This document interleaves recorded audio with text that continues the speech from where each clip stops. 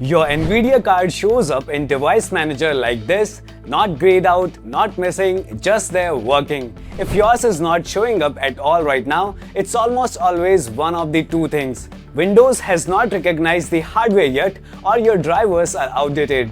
I'll show you both fixes. The first one alone solves it for most people. Let's get into it. Search for Device Manager and open it. Once it is open, click on Scan for hardware changes at the top. Sometimes this alone fixes the problem. If that does not work, click on the Action tab at the top and go to Add Legacy Hardware. This will open a setup window. Click Next. Now select Install the hardware that I manually select from a list. Click Next. Select Display Adapters from the list and click Next. From the manufacturer's list, select Microsoft.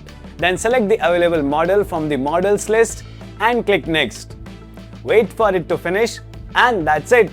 This fixes the issue for most people right away. But if you are still facing the issue, the next thing to do is update your display drivers along with any other outdated drivers on your PC.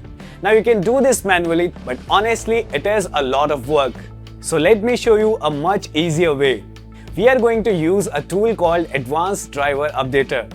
There are many driver updater tools out there, but I personally found this one clean and simple to use. The download link is in the description below. Once it is installed, click the Start Scan Now button. It will now scan your PC for outdated drivers.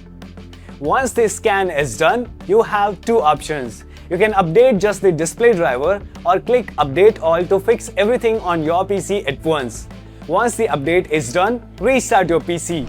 And things should start working properly again. Not just your display adapter, but every driver related issue on your PC should be fixed.